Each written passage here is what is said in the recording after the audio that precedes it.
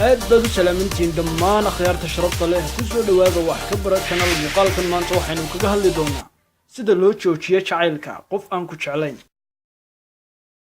sababta aanad u joojin karin jacaylka qofka aad jeceshahay inkastood ogtahay baynaanad heli karin waxay tahay maskaxdaada oon si buuxda u aqbalin in xidhiidhkaasi dhammaaday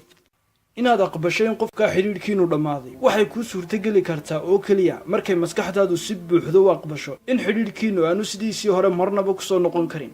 waxyaabaha ugu badan ee ka hor istaagay inuu qof joojiyo jacaylka uu qabo qof kale waxaa ka mid ah isagoo sameeya waxyaabahan soo socda qofkoo sawirta xusuusihii hore fiicnaa sawirashada xusuusihii hore fiicnaa waa waxa ugu badan ee kugu sababaya inuu qofku maskaxdaada qabsado inta badan ee aad sawirato qofkii aad jeclayd waxay badinaysaa inuu qofkaasi wax badan maskaxdaada sii haysto adigoo weli haya waxyaabo badan oo qofkii ku xasuusinaya markaad hayso waxyaabo badan oo ku xasuusinaya qofkii aad jeclaan jirtay sida hadiyadaha messageska emailada sawirada iyo wixii la mid ah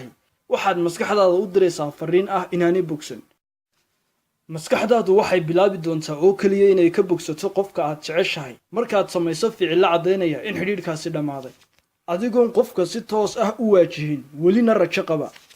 inaad bogsataa waxay dhici kartaa oo kaliya markaad rajada tirtirto inta aad weli rajo ka qabto qofkii aad jeclayd waxa aad u adkaanaysaa inaad ka bogsato qofka jacaylkiisa adigoo niyeysta qofkii oo aad wada joogtaan mar labaad adoo qofka xogtiisa daydaya oo isku daya inaad informationkiisa hesho markaad qofka isku daydo inaad informationkiisa hesho waxaad maskaxdaada si aan toos ahayn ugu sheegaysaa in qofkaasi aad kuugu muhiim yahay taasina waxay sababaysaa inaad qofkii ku xidhnaato adoo saaxiibada iyo dadka kugu dhow uga sheekeeya qofkii aad jeclayd markaad ka sheekayso qofkii aad jeclaan jirtay waxaad maskaxdaada ku programinaysaa inaad qofka wax badan sii jeclaato adoon ka warhayn adoo diida inaad dib u soo celiso noloshaadii bulsheed ee caadiga ahayd inta badan ee xidhiidhkaaga bulshadu aanu caadigiisii ahayn waxay sababaysaa inaad noqoto mid si aad ah ugu xidhan qofkii aad jeclayd oo keliya habka keliya ee aad kaga baxsan karto arrintanna waxay tahay adoo dib u soo celiya xidhiidhkaagii aad la lahayd bulshada dhammaan waxyaabaha oo uu qofku si joogto ah u sameeyaa waxay ka hortagaan inuu qofku aqbalo in xidhiidhkii halkaa ku dhammaaday haddii aad rabto inaad ilowdo qofka jacaylkiisa waa inaad qofkaas si toos ah u waajahdaa isla markaana aad hubsataa qofkaasi inuu rabo inuu xidhiidhkiina sii wado iyo in kale haddii aanu rabin inuu sii wado waa inaad aqbashaa in xidhiidhkaasi halkaa ku dhammaado waxa labaad ee ay tahay inaad samaysaa waa inaad dhiliid garayso oo aad tirtirto messageska emailada iyo dhammaan wax kastoo ku xasuusin karo qofka inaad sidoo kale ka hor tagto inaad qofka ka fikirtaa waa arrin kaloo muhiim ah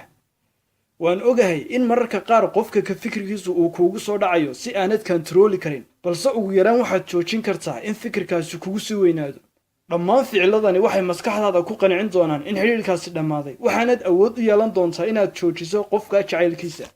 miyuu jiraa qof kaloo ka fiicani mid ka mid ah waxyaabaha ka hor istaagi kara inaad ilowdo qofka aad jeceshahay waa adigoo aamina in qofkaasi ahaa ka keliya ee aad jeclaan karto